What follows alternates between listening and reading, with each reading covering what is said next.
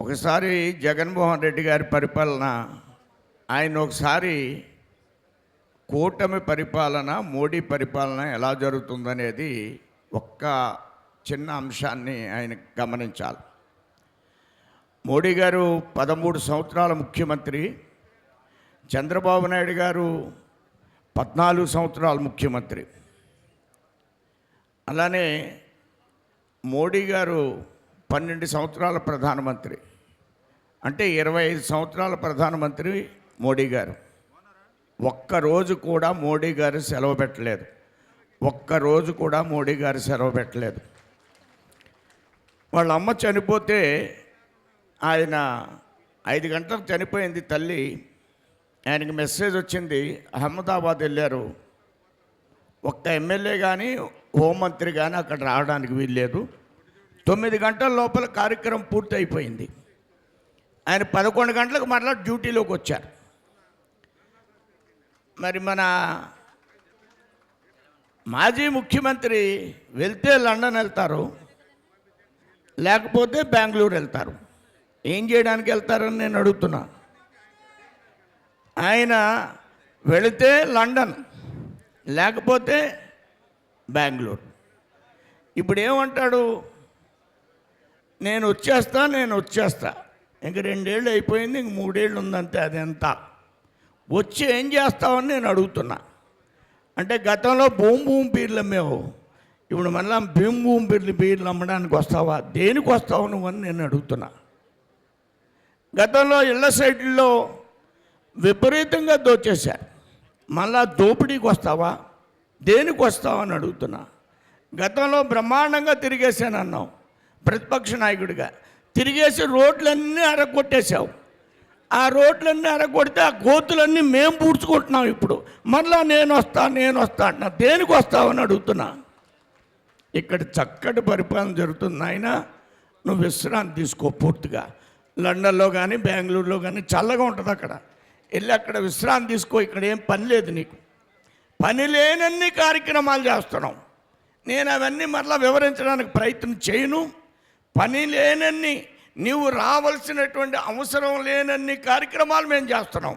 ఇక్కడ ప్రధానంగా విద్య కోసం ఈ సమావేశాన్ని ఏర్పాటు చేశాం.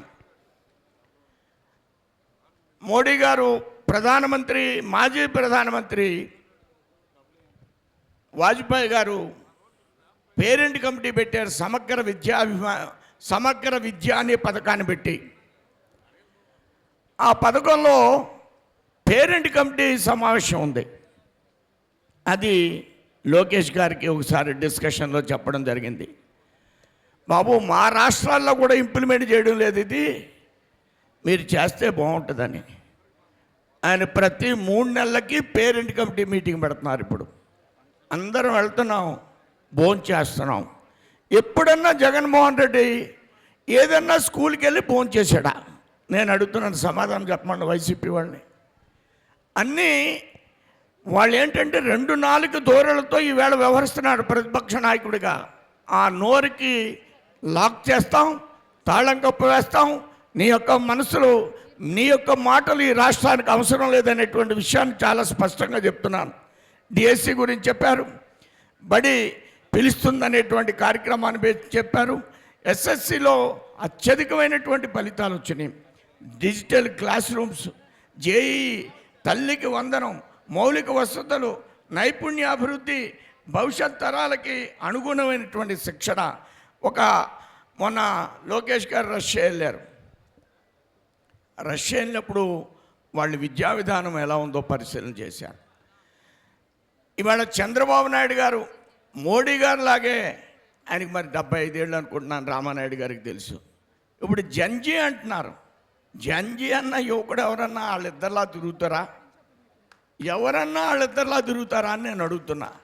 జంజీ ఏంటండి? ఆయన తిరగమని 75 ఏళ్ళు వచ్చిన తర్వాత, 45 ఏళ్ళు వచ్చిన తర్వాత క్లోజ్ అయిపోతున్నారు ఇప్పుడు యువకులు. ఆ యువకులు ఇద్దరు సైకిల్ దొక్కుతారు, డ్యాన్స్ వేస్తారు, అవసరమైతే విదేశాలకు వెళ్తారు, అందరితో మాట్లాడతారు, అనేక విషయాలు చర్చిస్తారు. మొన్న మన వెస్ట్ గోదావరి ఎక్కడికో వచ్చారు, ఒక రైతు 96 ఏళ్ళు బాబా అని ఆయన కౌగులించుకునే విధానం మనం చూస్తే మనందరికి కూడా ఎంతో ఆనందం కలుగుతుంది. ఆ విధంగా ప్రజల్లో మమేకమైనటువంటి వీళ్ళిద్దరూ కూడా, పవన్ కళ్యాణ్ గారు కూడా వారు అదేవిధంగా నిరంతర శ్రామికుడిగా రాష్ట్రంలో పర్యటన చేస్తూ ఈ రాష్ట్రం ప్రగతి పదంలో ఉంది, ఈ రాష్ట్రం 23 లక్షల కోట్ల రూపాయలు ఈవేళ పెట్టుబడులు వచ్చినాయి, జగన్మోహన్ రెడ్డి ఉండగా ఈ రాష్ట్రంలో ఉన్న పెట్టుబడిదారులందరూ హైదరాబాద్ పారిపోయేటట్లు చేశాడు. అదే మనం నిరంతరం చెప్పే ఆయన పరిపాలనకి నిదర్శనం. ఈ విధమైనటువంటి పరిపాలన కాకుండా ఈ రాష్ట్రం ఎప్పుడు మోడీ గారు చెప్తూ ఉంటారు, రాష్ట్రాలు అభివృద్ధి చెందితేనే దేశం అభివృద్ధి చెందినట్లని. ఆ విధంగా ఈ రాష్ట్రాన్ని చంద్రబాబు నాయుడు గారు, లోకేష్ గారు, అలానే పవన్ కళ్యాణ్ గారు స్పీడ్గా పరిగెట్టిస్తున్నారు. మంత్రులు ఆ విధంగా పనిచేస్తున్నారు, కార్యకర్తలు ఆ విధంగా వెళ్ళాలి. నేను ఒక కొత్త తొంగపాడు అనే విలేజ్ వెళ్ళాను. ఆ విలేజ్లో గ్రామంలో ఒక రైతుని అడిగాను, 14లో వచ్చిన కాడి నుంచి ఇప్పటి వరకు ధాన్యం ధర ఏ విధంగా పెరిగింది, ఎంత స్పష్టంగా చెప్పాడండి. మనమే తెలివైన వాళ్ళు అనుకుంటాం. 46 గంటల్లో డబ్బులు పడుతున్నాయి, 1800 రూపాయలు ఇస్తున్నారు బస్తాకి. ఇలాంటి విషయాలు ఫీడ్బ్యాక్ ఇది. మేము గ్రామాలకు వెళుతున్నాం, గ్రామాలకు వెళ్ళినప్పుడు వాళ్ళు చెప్పే విషయాలు వింటే మన కడుపు నిండిపోయే పరిస్థితి ఉంది. మన జగన్మోహన్ రెడ్డిని కూడా 2-3 గ్రామాలు సందర్శించవలసిందిగా నేను కోరి ప్రార్థిస్తూ ముగిస్తున్నాను. జై హింద్, జై భారత్.